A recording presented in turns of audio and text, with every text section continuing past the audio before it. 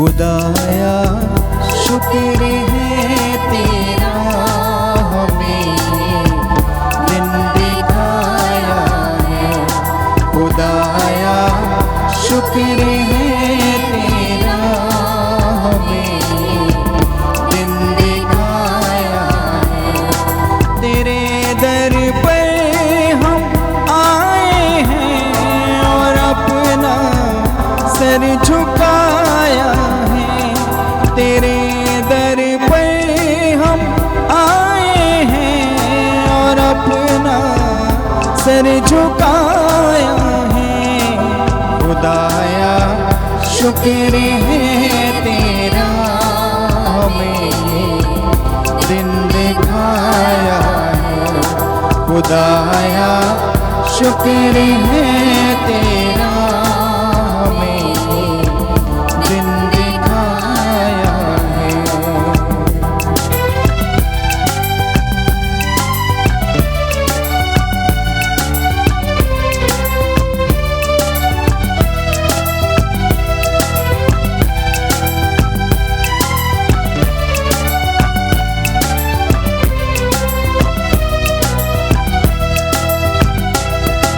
कभी हम भूल नहीं सकते मसीहा बरकतें तेरी।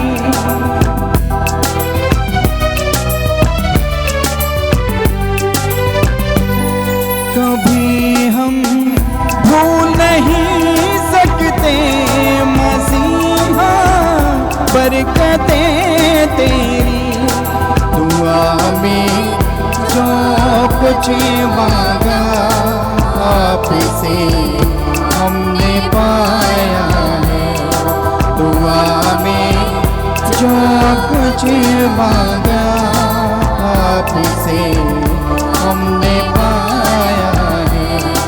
तेरे दर पर हम आए हैं और अपना सर झुकाया है। तेरे दर पर हम आए हैं और अपना सर झुकाया है। खुदाया शुक्र है तेरा, हमें दिन दिखाया है। खुदाया शुक्र है तेरा, हमें दिन दिखाया है। हमें दिन दिखाया है। हमें दिन दिखाया है।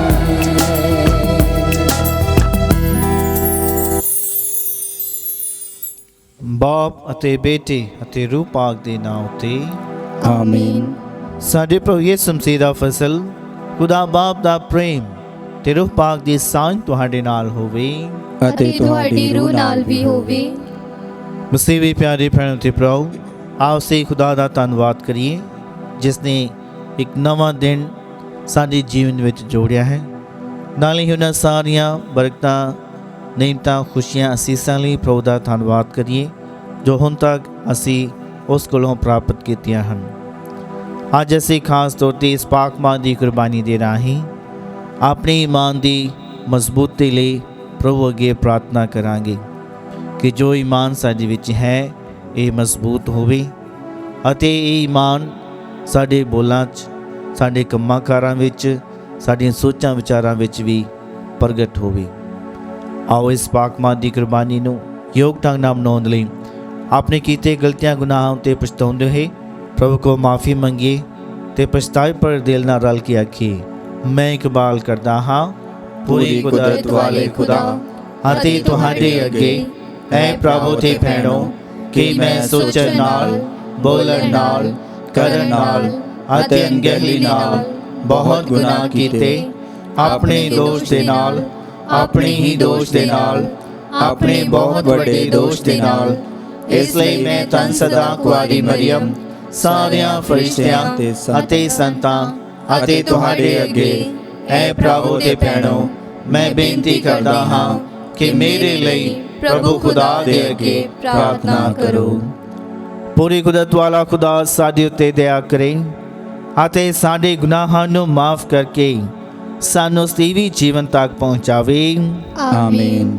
ऐ प्रभु दया कर, ऐ प्रभु दया कर, ऐ मसीहा दया कर, ऐ मसीहा दया कर, ऐ प्रभु दया कर।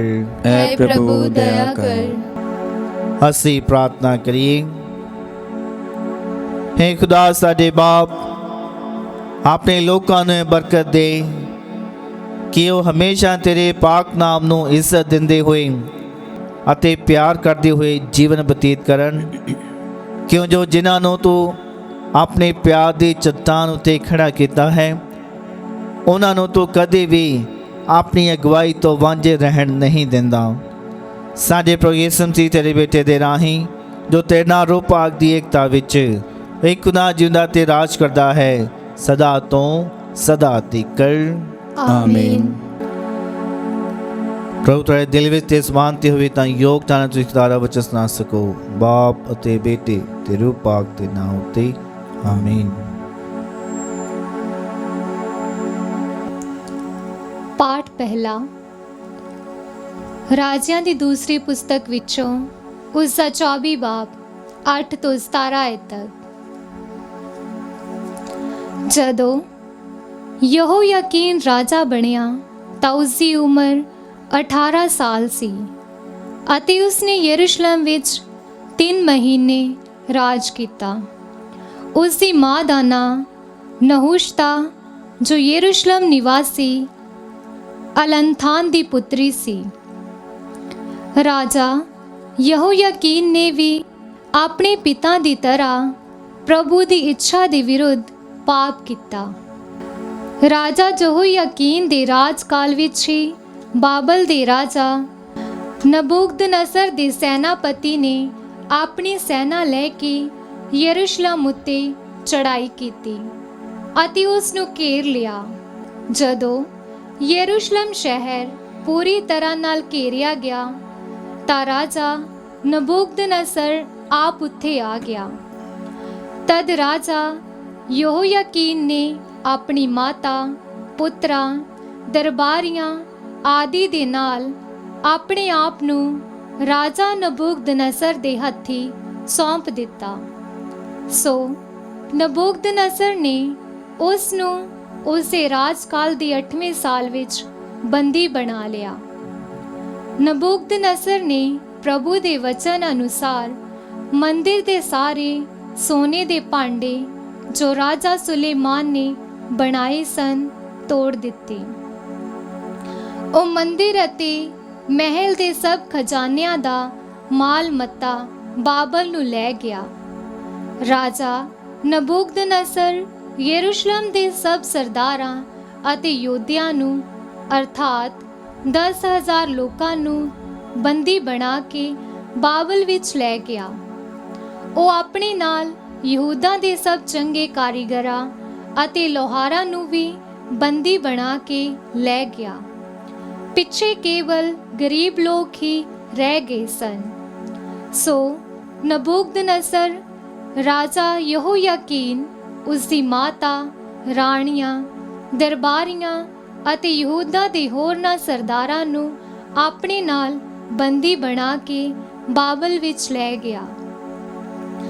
ਰਾਜਾ ਨਬੂਕਦਨਸਰ 7,000 ਬਹਾਦਰ ਆਦਮੀਆਂ ਅਤੇ 1,000 ਕਾਰੀਗਰਾਂ ਤੇ ਲੋਹਾਰਾਂ ਨੂੰ ਬਾਬਲ ਵਿੱਚ ਲੈ ਗਿਆ। ਇਹ ਸਭ ਲੋਕ ਸੈਨਾ ਵਿੱਚ ਕੰਮ ਕਰਨ ਦੇ ਯੋਗ ਸਨ। ਬਾਬਲ ਦੇ ਰਾਜਾ ਨੇ ਯਹੋਯਾਕੀਨ ਦੇ ਚਾਚੇ ਮਤਨਿਯਾਹ ਨੂੰ ਉਸ ਦੀ ਥਾਂ ਯਹੂਦਾ ਦਾ ਰਾਜਾ ਬਣਾ ਦਿੱਤਾ ਅਤੇ ਉਸ ਦਾ ਨਾਂ ਬਦਲ ਕੇ ਸਿਦਕਿਆ ਰੱਖ ਦਿੱਤਾ। ਇਹ ਪ੍ਰਭੂ ਦੀ ਬਾਣੀ ਹੈ। खुदा दा शुक्र होवे।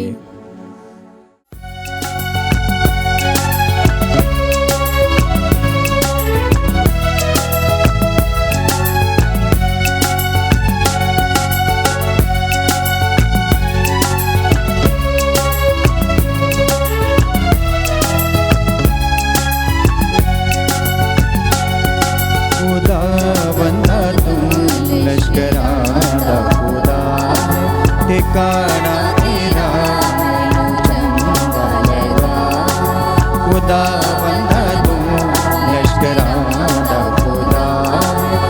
ਟਿਕਾਣਾ ਤੇਰਾ ਮੈਨੂੰ ਚੰਗਾ ਲੱਗਾ ਹੈ।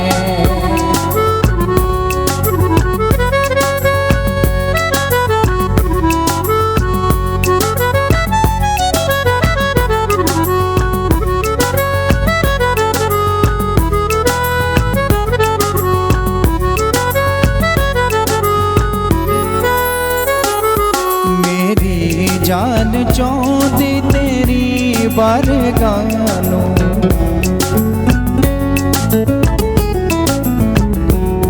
ਮੇਰੀ ਜਾਨ ਚਾਹੁੰਦੀ ਤੇਰੀ ਬਾਰਗਾਹ ਨੂੰ। ਮੇਰਾ ਮਨ ਮੇਰਾ ਤਨ ਕਰਦਾ ਸਨਾ ਹੈ, ਮੇਰਾ ਮਨ ਮੇਰਾ ਤਨ ਕਰਦਾ ਸਨਾ ਹੈ।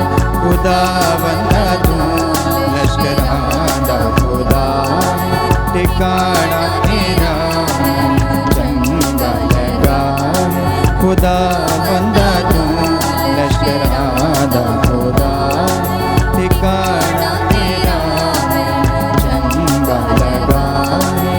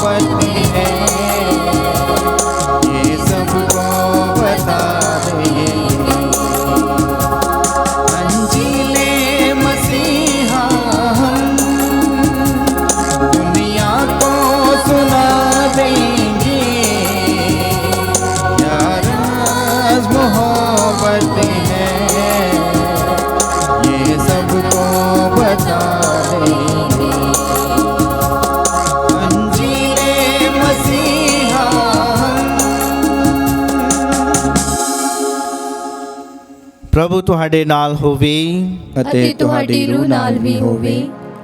ਪਾਠ ਪਵਿੱਤਰ ਅੰਜੀਲ ਦਾ ਸੰਮਤੀ ਦੇ ਅਨੁਸਾਰ ਤੇਰੀ ਵਡਿਆਈ ਹੋਵੇ ਐ ਪ੍ਰਭੂ।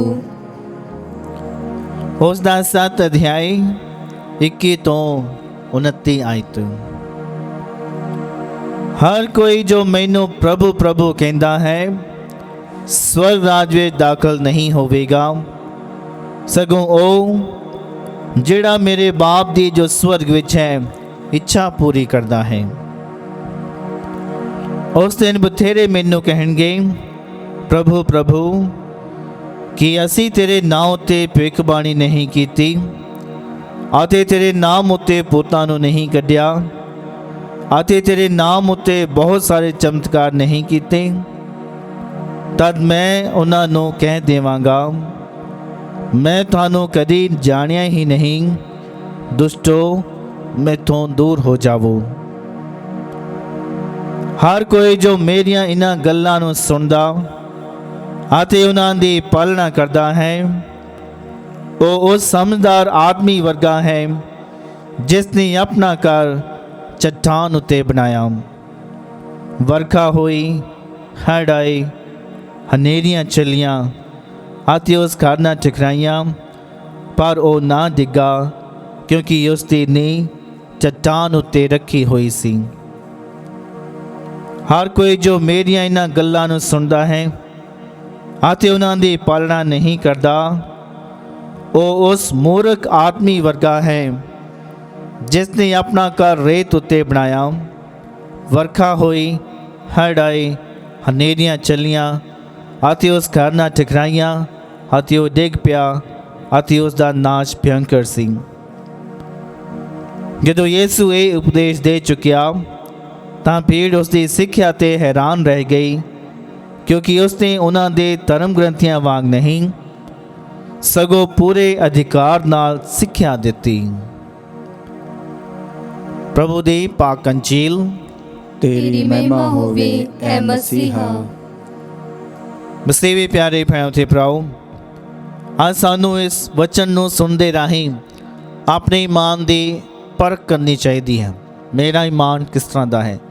ਵਿਅਕਤੀਗਤ ਤੌਰ 'ਤੇ ਸੋਚੀਏ ਕਿ ਹੁਣ ਤੱਕ ਜੋ ਮੈਂ ਮਸੀਹੀ ਈਮਾਨ ਰੱਖਦਾ ਆ ਰਿਹਾ ਹਾਂ ਉਸ ਵਿੱਚ ਕਿੰਨੀ ਕੁ ਮਜ਼ਬੂਤੀ ਹੋਈ ਹੈ, ਉਸ ਵਿੱਚ ਕਿੰਨਾ ਕੁ ਵਾਧਾ ਹੋਇਆ ਵਾ।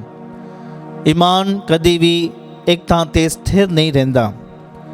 ਜਿਸ ਤਰ੍ਹਾਂ ਥਰਮਾਮੀਟਰ ਵਿੱਚ ਪਾਰਾ ਹੁੰਦਾ ਹੈ, ਤਾਪਮਾਨ ਜਿਸ ਤਰ੍ਹਾਂ ਉੱਪਰ ਨੀਚੇ ਹੁੰਦਾ ਹੈ, ਉਸੇ ਤਰੀਕੇ ਨਾਲ ਹੀ ਈਮਾਨ ਵੀ ਘਟਦਾ ਵੱਧਦਾ ਰਹਿੰਦਾ ਆ, ਮਜ਼ਬੂਤ ਹੁੰਦਾ ਜਾਂ ਕਮਜ਼ੋਰ ਹੁੰਦਾ ਆ। ਇਸ ਤਰ੍ਹਾਂ ਸਾਡਾ ਈਮਾਨ ਹੈ। ਇਸ ਨੂੰ ਮਜ਼ਬੂਤ ਕਰਨਾ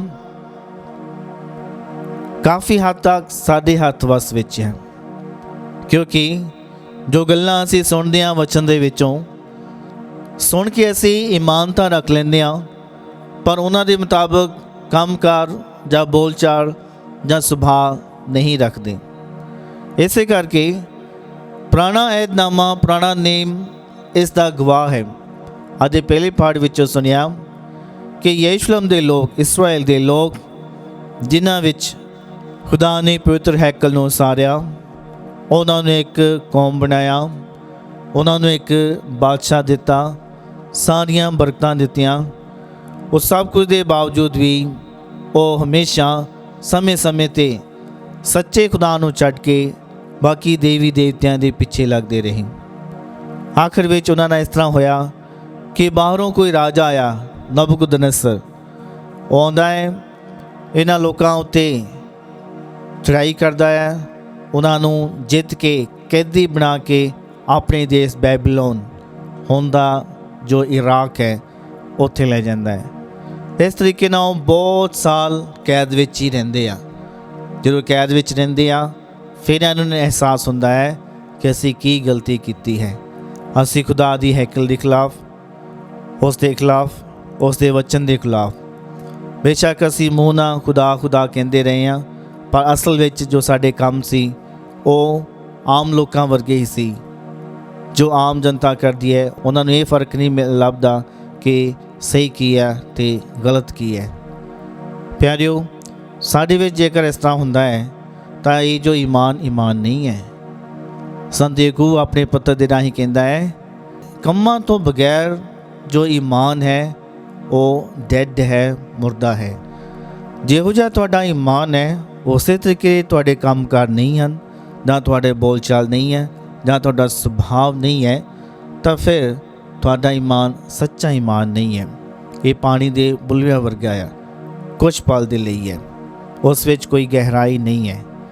ਇਸ ਕਰਕੇ ਸਾਡਾ ਜੋ ਈਮਾਨ ਹੈ ਇਹ ਉਦੋਂ ਪਰਖਿਆ ਜਾਂਦਾ ਹੈ ਜਦੋਂ ਸਾਡੇ ਵਿੱਚ ਕੋਈ ਦੁੱਖ ਮੁਸੀਬਤ ਆਉਂਦਾ ਆ, ਜਦੋਂ ਕੋਈ ਬਿਮਾਰੀ ਪਰੇਸ਼ਾਨੀ ਆਉਂਦੀ ਹੈ। ਜੇਕਰ ਉਸ ਸਮੇਂ ਅਸੀਂ ਖੁਦਾ ਨਾਲ ਜੁੜੇ ਰਹਿੰਦੇ ਹਾਂ, ਫਿਰ ਸਾਡੇ ਈਮਾਨ ਦੀ ਪਰਖ ਹੁੰਦੀ ਹੈ। ਜੋ ਸਾਡੇ ਉੱਤੇ ਕੋਈ ਅਤਿਆਚਾਰ ਹੁੰਦਾ ਹੈ, ਫਿਰ ਸਾਡੇ ਈਮਾਨ ਦੀ ਪਰਖ ਹੁੰਦੀ ਹੈ ਕਿ ਈਮਾਨ ਸੱਚਾ ਹੈ ਜਾਂ ਨਹੀਂ। ਵਚਨ ਅੱਜ ਦਾ ਸਾਨੂੰ ਕਹਿੰਦਾ ਹੈ ਕਿ ਆਪਣੇ ਈਮਾਨ ਦੀ ਪਰਖ ਕਰੋ ਕਿ ਕਿਸ ਤਰ੍ਹਾਂ ਕਿ ਤੁਸੀਂ ਆਪਣੀ ਈਮਾਨ ਦੀ ਜੋ ਨੀਂਹ ਹੈ ਚੱਟਾਨ ਉੱਤੇ ਰੱਖੀ ਹੈ ਜਾਂ ਉਸ ਦੀ ਨੀਂਹ ਹੈ ਰੇਤ ਉੱਤੇ ਰੱਖੀ ਹੈ।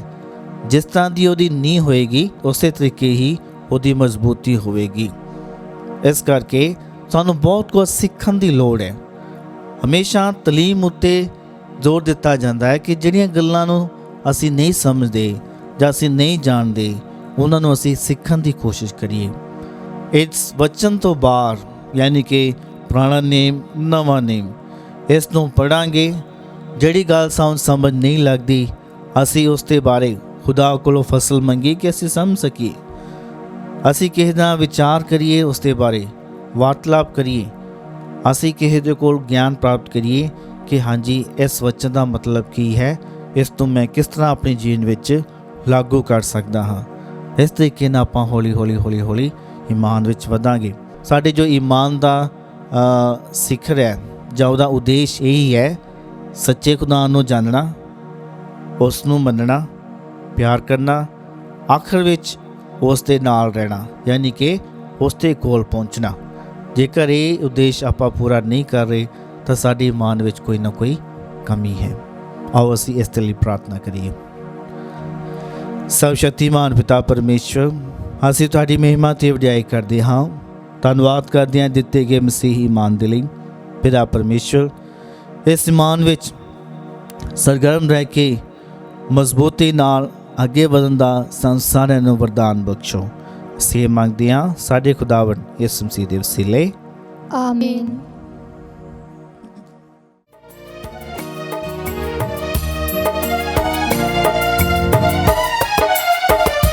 ए खुदावंदा साडी सुन दुआ, साडा कर कबूल चढ़ावा। ए खुदावंदा साडी सुन दुआ, साडा कर कबूल चढ़ावा।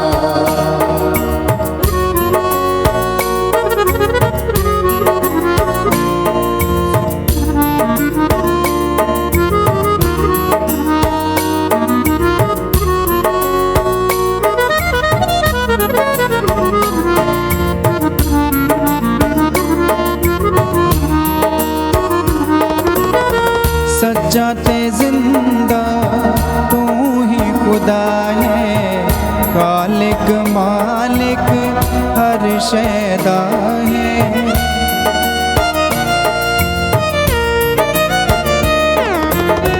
सच्चा ते जिंदा तू ही खुदा है, खालिक मालिक हर शैदा है, हर शैदा है। खुदावंदा साडी सुन दुआ, साडा कर कबूल चढ़ावा। है खुदावंदा साडी सुन दुआ, साडा कर कबूल चढ़ावा, साडा कर कबूल चढ़ावा, साडा कर कबूल चढ़ावा। ਭਰਾਓ ਤੇ ਭੈਣੋ, ਪ੍ਰਾਰਥਨਾ ਕਰੋ ਕਿ ਮੇਰੀ ਅਤੇ ਤੁਹਾਡੀ ਇਹ ਕੁਰਬਾਨੀ ਪੂਰੀ ਕੁਦਰਤ ਵਾਲੇ ਖੁਦਾ ਬਾਪ ਨੂੰ ਕਬੂਲ ਹੋਵੇ। ਪ੍ਰਭੂ ਇਸ ਕੁਰਬਾਨੀ ਨੂੰ ਤੁਹਾਡੇ ਹੱਥਾਂ ਦੇ ਵਿੱਚੋਂ ਆਪਣੇ ਨਾਮ ਦੀ ਉਸਤਤ ਅਤੇ ਵਡਿਆਈ ਲਈ ਅਤੇ ਸਾਡੀ ਤੇ ਸਾਰੀ ਪਾਕ ਕਲੀਸਿਆ ਦੇ ਭਲੇ ਲਈ ਕਬੂਲ ਕਰੇ। ਐ ਪ੍ਰਭੂ ਸਾਡੇ ਖੁਦਾ, ਸਾਡੇ ਇਸ ਚੜਾਵੇ ਨੂੰ ਕਬੂਲ ਕਰ, ਬਖਸ਼ ਦੇ ਕਿ ਗੁਨਾਹਾਂ ਦਾ ਕਫਾਰਾ ਭਰਨ ਵਾਲੀ ਅਤੇ ਤੇਰੀ ਵਡਿਆਈ ਕਰਨ ਵਾਲੀ ਇਹ ਕੁਰਬਾਨੀ ਸਾਨੂੰ ਸ਼ੁੱਧ ਅਤੇ ਨਵਾਂ ਕਰੇ, ਤਾਂ ਜੋ ਸਾਡਾ ਸਾਰਾ ਜੀਵਨ ਤੇਰੀ ਪਾਕ ਮਰਜ਼ੀ ਲਈ ਪ੍ਰਵਾਨਯੋਗ ਹੋਵੇ। ਸਾਡੇ ਪ੍ਰਭੂ ਯਿਸੂ ਮਸੀਹ ਦੇ ਰਾਹੀਂ, ਆਮੀਨ। ਪ੍ਰਭੂ ਤੁਹਾਡੇ ਨਾਲ ਹੋਵੇ ਅਤੇ ਤੁਹਾਡੀ ਰੂਹ ਨਾਲ ਵੀ ਹੋਵੇ। ਅਸੀਂ ਆਪਣੇ ਦਿਲ ਪ੍ਰਭੂ ਵੱਲ ਲਗਾਓ, ਅਸੀਂ ਆਪਣੇ ਦਿਲ ਪ੍ਰਭੂ ਵੱਲ ਲਗਾਉਂਦੇ ਹਾਂ। ਅਸੀਂ ਆਪਣੇ ਪ੍ਰਭੂ ਖੁਦਾ ਦਾ ਧੰਨਵਾਦ ਕਰੀਏ। ਇਹ ਸਹੀ ਅਤੇ ਯੋਗ ਹੈ। ਐ ਪ੍ਰਭੂ ਪਵਿੱਤਰ ਬਾਪ, ਪੂਰੀ ਕੁਦਰਤ ਵਾਲੇ ਤੇ ਅਕਾਲ ਖੁਦਾ, ਇਹ ਸੱਚਮੁੱਚ ਸਹੀ ਅਤੇ ਯੋਗ ਹੈ, ਮੁਕਤੀ ਪਾਉਣ ਦਾ ਰਾਹ ਹੈ ਕਿ ਅਸੀਂ ਹਰ ਵੇਲੇ ਅਤੇ ਹਰ ਥਾਂ ਯਿਸੂ ਮਸੀਹ ਆਪਣੇ ਪ੍ਰਭੂ ਦੇ ਰਾਹੀਂ ਤੇਰਾ ਧੰਨਵਾਦ ਕਰੀਏ। ਉਹ ਤੇਰਾ ਸ਼ਬਦ ਹੈ, ਉਸ ਦੇ ਰਾਹੀਂ ਤੂੰ ਸਾਰੀਆਂ ਚੀਜ਼ਾਂ ਨੂੰ ਬਣਾਇਆ, ਜਿਸ ਨੂੰ ਤੂੰ ਸਾਡਾ ਮੁਕਤੀ ਦਾਤਾ ਅਤੇ ਨਸਾਤ ਬਖਸ਼ਣ ਵਾਲੇ ਵਜੋਂ ਭੇਜਿਆ, ਜਿਸ ਨੇ ਰੂਹ ਪਾਕ ਦੇ ਰਾਹੀਂ ਦੇਖ ਧਰ ਕੇ ਕੁਆਰੀ ਮਰੀਮ ਤੋਂ ਜਨਮ ਲਿਆ। तेरी पाक मर्जी पूरी कर दिया, तेरे लिए एक पाक कौम ਨੂੰ हासिल करके उसने अपनी बाहम सार के दुख तसीहे चल ਲਈ, ਤਾਂ ਜੋ ਉਹ ਮੌਤ ਦਾ ਨਾਸ਼ ਕਰੇ ਅਤੇ ਜੀਵ ਟਨ ਨੂੰ ਪ੍ਰਗਟ ਕਰੇ। ਇਸ ਲਈ ਫਰਿਸ਼ਤਿਆਂ ਤੇ ਸਾਰੇ ਸੰਤਾਂ ਨਾਲ ਰਲ ਕੇ ਅਸੀਂ ਤੇ ਜਲਾਲ ਦਾ ਐਲਾਨ ਕਰਦੇ ਹੋਏ ਇੱਕ ਹੀ ਆਵਾਜ਼ ਨਾਲ ਪੁਕਾਰਦੇ ਹਾਂ, ਪਾਕ ਪਾਕ ਪਾਕ ਲਸ਼ਕਰਾਂ ਦੇ ਪ੍ਰਭੂ ਖੁਦਾ, ਸਵਰਗ ਅਤੇ ਧਰਤੀ ਤੇਰੇ ਜਲਾਲ ਨਾਲ ਭਰਪੂਰ ਹਨ। ਉਚਾਈਆਂ ਵਿੱਚ ਹੋਸਨਾ, ਮੁਬਾਰਕ ਹੈ ਉਹ ਜੋ ਪ੍ਰਭੂ ਦੇ ਨਾਮ ਤੇ ਆਉਂਦਾ ਹੈ। ਉਚਾਈਆਂ ਵਿੱਚ ਹੋਸਨਾ।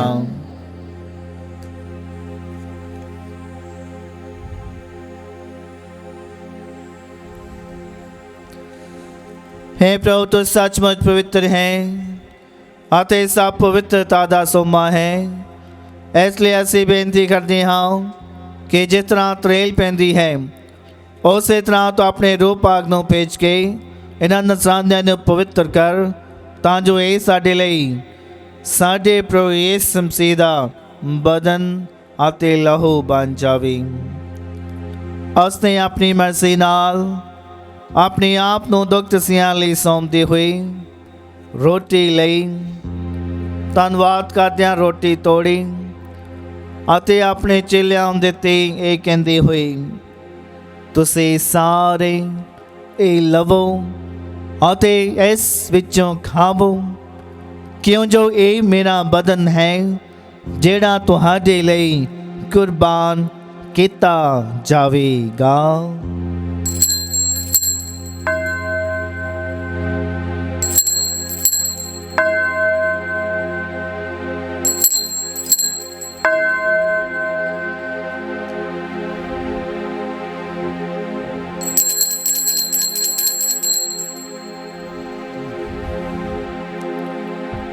ਇਸੇ ਤਰ੍ਹਾਂ ਭੋਜਨ ਕਰਨ ਤੋਂ ਬਾਅਦ ਉਸਨੇ ਪਿਆਲਾ ਲਿਆ।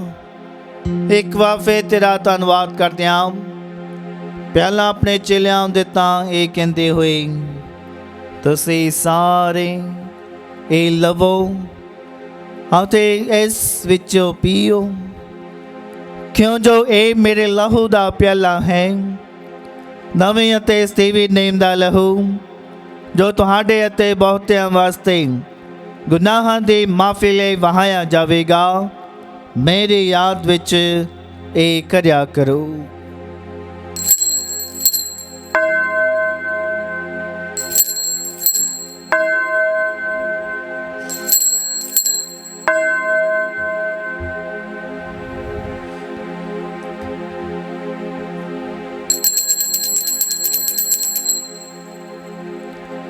ईमान दा भेद। ऐ प्रभु, ਅਸੀਂ ਤੇਰੀ ਮੌਤ ਦਾ ਐਲਾਨ ਕਰਦੇ ਹਾਂ ਅਤੇ ਤੇਰੇ ਜੀ ਉੱਠਣ ਦੀ ਮੁਨਾਦੀ ਕਰਦੇ ਹਾਂ ਜਦ ਤੱਕ ਤੂੰ ਫਿਰ ਆਵੇਂਗਾ। ऐ प्रभु, ਅਸੀਂ ਯਿਸੂ ਤੇਰੀ ਮੌਤ ਅਤੇ ਉਹਦੇ ਜੀ ਉੱਠਣ ਦੀ ਯਾਦਗਾਰੀ ਨੂੰ ਮਨਾਉਂਦੇ ਹੋਏ ਤੈਨੂੰ ਇਹ ਜੀਵਨ ਦੀ ਰੋਟੀ ਅਤੇ ਮੁਕਤੀ ਦਾ ਪਿਆਲਾ ਚਲਾਉਂਦੇ ਹਾਂ। ਅਸੀਂ ਤੇਰਾ ਧੰਨਵਾਦ ਕਰਦੇ ਹਾਂ ਕਿਉਂ ਜੋ ਤੂੰ ਸਾਨੂੰ ਇਸ ਯੋਗ ਠਹਿਰਾਇਆ ਕਿ ਅਸੀਂ ਤੇਰੀ ਹਜ਼ੂਰੀ ਵਿੱਚ ਦਾਖਲ ਹੋ ਕੇ ਤੇਰੀ ਸੇਵਾ ਕਰੀਏ। ਅਸੀਂ ਹਲੀਮੀ ਨਾਲ ਦੁਆ ਕਰਦੇ ਹਾਂ ਕਿ ਮਸੀਹ ਦੇ ਬਦਨ ਅਤੇ ਲਹੂ ਵਿੱਚ ਹਿੱਸਾ ਲੈਣ ਦੁਆਰਾ ਅਸੀਂ ਰੂਹ ਪਾਕ ਦੇ ਰਾਹੀਂ ਏਕਤਾ ਵਿੱਚ ਬਚੇ ਰਹੀਏ। ਐ ਪ੍ਰਭੂ, ਸਾਰੀ ਧਰਤੀ ਉੱਤੇ ਫੈਲੀ ਹੋਈ ਆਪਣੀ ਕਲੀਸਿਆ ਨੂੰ ਯਾਦ ਕਰ ਅਤੇ ਉਸ ਨੂੰ ਸਾਡੇ ਸੰਤ ਪਾਪਾ ਫ੍ਰਾਂਸਿਸ, ਸਾਡੇ ਬਿਸ਼ਪ ਫ੍ਰੈਂਕੋ ਤੇ ਇਗਨੈਲੋ, ਸਾਰੇ ਪ੍ਰੋਹਤਾ, ਧਾਰਮਿਕ ਸਿਸਟਰਾਂ ਤੇ ਸਭ ਵਿਸ਼ਵਾਸੀ ਲੋਕਾਂ ਨਾਲ ਪਿਆਰ ਦੀ ਸੰਪੂਰਨਤਾ ਵਿੱਚ ਕਾਇਮ ਰੱਖ। ਸਾਡੇ ਭੈਣਾਂ ਭਰਾ ਨੂੰ ਵੀ ਯਾਦ ਕਰ ਜਿਹੜੇ ਜੀ ਉੱਠਣ ਦੀ ਉਮੀਦ ਨਾਲ ਸੌਂ ਗਏ ਹਨ ਅਤੇ ਉਹਨਾਂ ਸਾਰਿਆਂ ਨੂੰ ਵੀ ਜੋ ਤੇ ਰਹਿਮ ਵਿੱਚ ਮਰ ਗਏ ਹਨ, ਇਹਨਾਂ ਦਾ ਤਾਂ ਆਪਣੀ ਹਜ਼ੂਰੀ ਦੇ ਚਾਨਣ ਵਿੱਚ ਸਵਾਗਤ ਕਰ। ਐ ਪ੍ਰਭੂ, ਅਸੀਂ ਬੇਨਤੀ ਕਰਦੇ ਹਾਂ ਕਿ ਸਾਡੇ ਸਾਰਿਆਂ ਉੱਤੇ ਦਇਆ ਕਰ ਤਾਂ ਜੋ ਮੁਕੱਦਸ ਕੁਆਰੀ ਮਰੀਮ ਖੁਦਾ ਦੀ ਮਾਂ ਦੇ ਨਾਲ ਉਸੇ ਕੁਆਰੀ ਦੇ ਮੁਬਾਰਕ ਵਸਨ ਯੂਸਫ ਦੇ ਨਾਲ ਧੰਨ ਰਸੂਲਾਂ ਤੇ ਸਾਰੇ ਸੰਤਾਂ ਨਾਲ ਜਿਨ੍ਹਾਂ ਨੇ ਸਾਰੇ ਯੁੱਗਾਂ ਵਿੱਚ ਤੈਨੂੰ ਖੁਸ਼ ਕੀਤਾ ਹੈ, ਅਸੀਂ ਸਥਿਰ ਜੀਵਨ ਦੇ ਵਾਰਿਸ ਹੋਣ ਦੇ ਹੱਕਦਾਰ ਬਣ ਜਾਵਾਂਗੇ ਅਤੇ ਤੇਰੇ ਬੇਟੇ ਯਿਸੂ ਮਸੀਹ ਦੇ ਰਾਹੀਂ ਤੇਰੀ ਵਡਿਆਈ ਅਤੇ ਉਸਤਤ ਕਰਾਂਗੇ।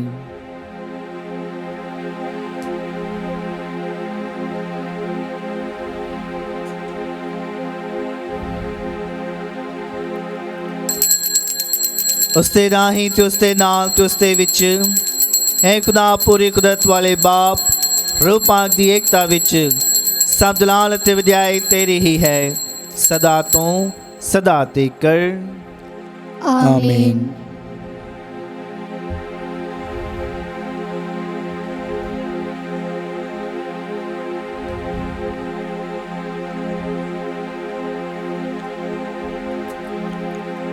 ਆਓ ਅਸੀਂ ਪੂਰਨ ਭਰੋਸਾ ਰੱਖਦੇ ਹੋਏ ਇਹਨਾਂ ਸ਼ਬਦਾਂ ਵਿੱਚ ਉਸੇ ਹੀ ਪ੍ਰਾਰਥਨਾ ਨੂੰ ਦੁਹਰਾਈਏ ਜੋ ਪ੍ਰਭੂ ਯਿਸੂ ਮਸੀਹ ਨੇ ਸਾਨੂੰ ਸਿਖਾਈ ਹੈ। ਐ ਸਾਡੇ ਬਾਪ ਜਿਹੜਾ ਤੂੰ ਅਸਮਾਨ ਉੱਤੇ ਹੈ, ਤੇਰਾ ਨਾਮ ਪਾਕ ਮੰਨਿਆ ਜਾਵੇ, ਤੇਰਾ ਰਾਜ ਆਵੇ, ਤੇਰੀ ਮਰਜ਼ੀ ਜਿਸ ਤਰ੍ਹਾਂ ਅਸਮਾਨ ਉੱਤੇ ਪੂਰੀ ਹੁੰਦੀ ਹੈ ਜ਼ਮੀਨ ਉੱਤੇ ਵੀ ਹੋਵੇ। ਸਾਡੇ ਰੋਜ਼ ਦੀ ਰੋਟੀ ਅੱਜ ਸਾਨੂੰ ਦੇ, ਸਾਡੇ ਕਸੂਰ ਸਾਨੂੰ ਮਾਫ ਕਰ ਜਿਸ ਤਰ੍ਹਾਂ ਅਸੀਂ ਆਪਣੇ ਕਸੂਰਵਾਰਾਂ ਨੂੰ ਮਾਫ ਕਰਦੇ ਹਾਂ। ਸਾਨੂੰ ਅਜ਼ਮਾਇਸ਼ ਵਿੱਚ ਨਾ ਪਾ ਸਗੋਂ ਬੁਰਾਈ ਤੋਂ ਬਚਾ। ਹੈ ਪ੍ਰਭੂ, ਅਸੀਂ ਪ੍ਰਾਰਥਨਾ ਕਰਦੇ ਹਾਂ ਸਭ ਬੁਰਾਈਆਂ ਤੋਂ ਸਾਨੂੰ ਬਚਾਓ। ਆਪਣੇ ਰਹਿਮ ਨਾਲ ਸਾਡੇ ਦਿਨਾਂ ਵਿੱਚ ਸ਼ਾਂਤੀ ਦੇ ਤਾਂ ਜੋ ਤੇਰੀ ਦਇਆ ਦੀ ਮਦਦ ਨਾਲ ਅਸੀਂ ਹਮੇਸ਼ਾ ਗੁਨਾਹਾਂ ਤੋਂ ਮੁਕਤ ਰਹੀਏ ਅਤੇ ਹਰ ਮੁਸੀਬਤ ਤੋਂ ਸੁਰੱਖਿਅਤ ਰਹੀਏ। ਜਿਵੇਂ ਮੁਬਾਰਕ ਉਮੀਦ ਰੱਖਦੇ ਹੋਏ ਅਸੀਂ ਯਿਸੂ ਮਸੀਹ ਸਾਡੇ ਮੁਕਤੀਦਾਤੇ ਦੇ ਆਉਣ ਦੀ ਉਡੀਕ ਕਰਦੇ ਹਾਂ। क्यों जो राज कुदरत ते जलाल युग युग तेरा ही है। ਐ ਪ੍ਰਭੂ ਯਿਸੂ ਮਸੀਹ ਆਪ ਤਾਂ ਆਪਣੇ ਰਸੂਲਾਂ ਨੂੰ ਆਖਿਆ, ਮੈਂ ਤੁਹਾਨੂੰ ਸ਼ਾਂਤੀ ਦਿੰਦਾ ਹਾਂ, ਆਪਣੀ ਸ਼ਾਂਤੀ ਮੈਂ ਤੁਹਾਨੂੰ ਪ੍ਰਦਾਨ ਕਰਦਾ ਹਾਂ। ਤੂੰ ਸਾਡੇ ਗੁਨਾਹਾਂ ਨੂੰ ਨਹੀਂ ਸਗੋਂ ਆਪਣੀ ਕਲੀਸਿਆ ਦੇ ਈਮਾਨ ਨੂੰ ਵੇਖ ਅਤੇ ਉਸ ਨੂੰ ਆਪਣੀ ਮਰਜ਼ੀ ਮੁਤਾਬਕ ਸ਼ਾਂਤੀ ਅਤੇ ਏਕਤਾ ਪ੍ਰਦਾਨ ਕਰ। ਤੁਝੇ ਜਿੰਦਾ ਤੇ ਰਾਜ ਕਰਦਾ ਹੈ ਸਦਾ ਤੋਂ ਸਦਾ ਤੱਕ। आमीन। ਪ੍ਰਭੂ ਦੀ ਸ਼ਾਂਤੀ ਸਦਾ ਤੁਹਾਡੇ ਨਾਲ ਹੋਵੇ ਅਤੇ ਤੁਹਾਡੀ ਰੂਹ ਨਾਲ ਵੀ ਹੋਵੇ। ਅਸੀਂ ਆਪੋ ਵਿੱਚ ਸ਼ਾਂਤੀ ਦਾ ਸਲਾਮ ਦਈਏ।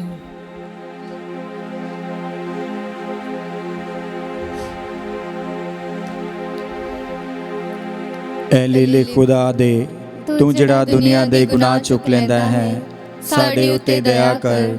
ਐ ਲੀਲੇ ਖੁਦਾ ਦੇ ਤੂੰ ਜਿਹੜਾ ਦੁਨੀਆ ਦੇ ਗੁਨਾਹ ਚੁੱਕ ਲੈਂਦਾ ਹੈ, ਸਾਡੇ ਉੱਤੇ ਦਇਆ ਕਰ। ਐ ਲੀਲੇ ਖੁਦਾ ਦੇ ਤੂੰ ਜਿਹੜਾ ਦੁਨੀਆ ਦੇ ਗੁਨਾਹ ਚੁੱਕ ਲੈਂਦਾ ਹੈ, ਸਾਨੂੰ ਸ਼ਾਂਤੀ ਦੇ।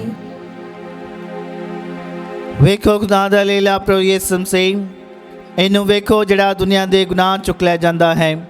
ਧੰਨ ਹਨ ਉਹ ਜਿਹੜੇ ਲੇਲੇ ਦੇ ਭੋਜ ਲਈ ਸੱਦੇ ਗਏ ਹਨ। ਐ ਪ੍ਰਭੂ, ਮੈਂ ਇਸ ਯੋਗ ਤਾਂ ਨਹੀਂ ਹਾਂ ਕਿ ਤੂੰ ਮੇਰੀ ਛੱਤ ਥੱਲੇ ਆਵੇਂ, ਪਰ ਇੱਕ ਹੀ ਸ਼ਬਦ ਆਖ ਤਾਂ ਮੇਰੀ ਰੂਹ ਚੰਗੀ ਹੋ ਜਾਵੇਗੀ।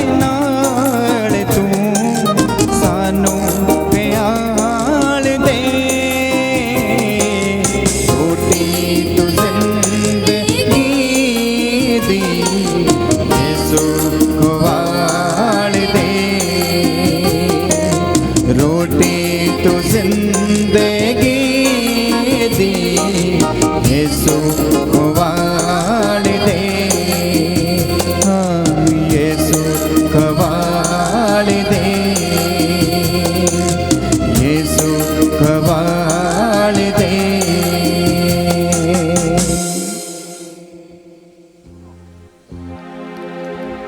ਅਸੀਂ ਪ੍ਰਾਰਥਨਾ ਕਰੀਏ। ਐ ਪ੍ਰਭੂ, ਤੂੰ ਆਪਣੇ ਬੇਟੇ ਪ੍ਰਭੂ ਯਿਸੂ ਮਸੀਹ ਦੇ ਬਦਨ ਅਤੇ ਲਹੂ ਨਾਲ ਸਾਨੂੰ ਨਵਾਂ ਕੀਤਾ ਹੈ।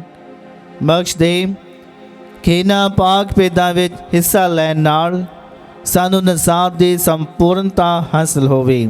ਸਾਡੇ ਪ੍ਰਭੂ ਯਿਸੂ ਮਸੀਹ ਦੇ ਰਾਹੀਂ ਆਮੀਨ। ਪ੍ਰਭੂ ਤੁਹਾਡੇ ਨਾਲ ਹੋਵੇ ਅਤੇ ਤੁਹਾਡੀ ਰੂਹ ਨਾਲ ਵੀ ਹੋਵੇ। ਸਰਵ ਸ਼ਕਤੀਮਾਨ ਖੁਦਾ ਬਾਪ ਅਤੇ ਬੇਟਾ ਤੇ ਰੂਹ ਪਾਕ ਤੁਹਾਨੂੰ ਸਭ ਨੂੰ ਬਰਕਤ ਦੇਵੇ।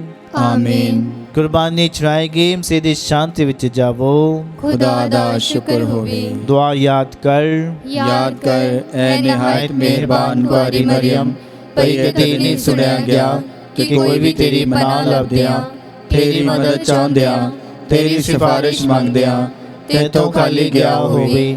ਐ ਕੁਆਰੀ ਕੁਆਰੀਆਂ ਦੀ ਅਤੇ ਮੇਰੀ ਮਾਂ, ਇਸ ਤਸੱਲੀ ਨਾਲ ਮੈਂ ਤੇਰੇ ਕੋਲ ਨੱਸ ਕੇ ਆਉਂਦਾ ਹਾਂ ਅਤੇ ਤੇਰੇ ਅੱਗੇ ਖਲੋ ਕੇ ਮੈਂ ਗੁਨਾਹੀ ਰੋਂਦਾ ਹਾਂ।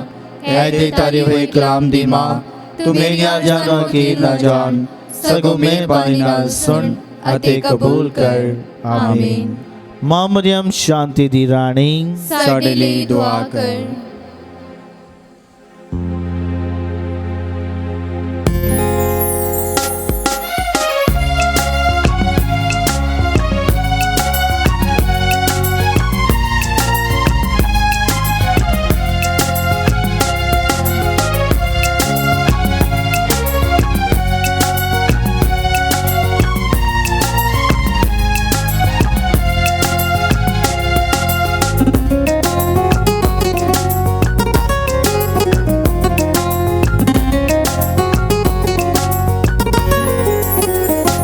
ਨਾਲੇ ਯਿਸੂ ਦੀ ਤੇ ਨਾਲੇ ਮੇਰੀ ਮਾਂ, ਸਭ ਔਰਤਾਂ ਦੇ ਵਿੱਚੋਂ ਤਨੇ। ਨਾਲੇ ਯਿਸੂ ਦੀ ਤੇ ਨਾਲੇ ਮੇਰੀ ਮਾਂ, ਸਭ ਔਰਤਾਂ ਦੇ ਵਿੱਚੋਂ ਤਨੇ। ਮਰੀਮ ਪਿਆਰਾ ਜੀ ਦਾ ਨਾਂ, ਸਭ ਔਰਤਾਂ ਦੇ ਵਿੱਚੋਂ ਤਨੇ।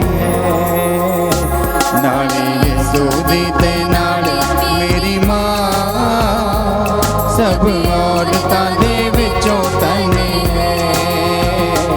ਨਾਲੇ ਯਿਸੂ ਦੀ ਤੇ ਨਾਲੇ ਮੇਰੀ ਮਾਂ, ਸਭ ਔਰਤਾਂ ਦੇ ਵਿੱਚੋਂ ਤਨੇ।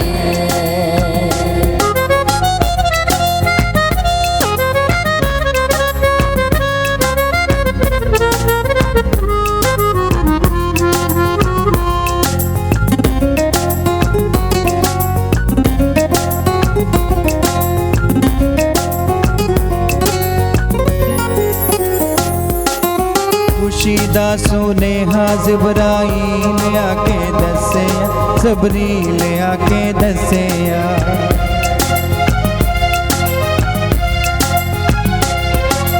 ਖੁਸ਼ੀ ਦਾ ਸੁਨੇਹਾ ਜਿਬਰਾਈਲ ਆ ਕੇ ਦੱਸਿਆ, ਜਬਰੀਲ ਆ ਕੇ ਦੱਸਿਆ। ਯਿਸੂ ਨੇ ਦੇ ਤਾਰ ਲਿਆ, ਰੂਹ ਪਾਕ ਵਸਿਆ, ਰੂਹ ਪਾਕ ਵਸਿਆ। ਜਿਹੜੇ ਵੇਲੇ ਕੀਤੀ ਉਹਨੇ ਹਾਂ, ਸਭ ਔਰਤਾਂ ਦੇ ਵਿੱਚੋਂ ਤਨੇ। ਨਾਲੇ ਯਿਸੂ ਦੀ ਤੇ ਨਾਲੇ ਮੇਰੀ ਮਾਂ, ਸਭ ਔਰਤਾਂ ਦੇ ਵਿੱਚੋਂ ਤਨੇ। ਨਾਲੇ ਯਿਸੂ ਦੀ ਤੇ ਨਾਲੇ ਮੇਰੀ ਮਾਂ, ਸਭ ਔਰਤਾਂ ਦੇ ਵਿੱਚੋਂ ਤਨੇ। ਮਰੀਮ ਪਿਆਰਾ ਜੀ ਦਾ ਨਾਂ, ਸਭ ਔਰਤਾਂ ਦੇ ਵਿੱਚੋਂ ਤਨੇ। ਨਾਲੇ ਯਿਸੂ ਦੀ ਤੇ ਨਾਲੇ ਮੇਰੀ ਮਾਂ, ਸਭ ਔਰਤਾਂ ਦੇ ਵਿੱਚੋਂ ਤਨੇ। ਸਭ ਔਰਤਾਂ ਦੇ ਵਿੱਚੋਂ ਤਨੇ। ਸਭ ਔਰਤਾਂ ਦੇ ਵਿੱਚੋਂ ਤਨੇ।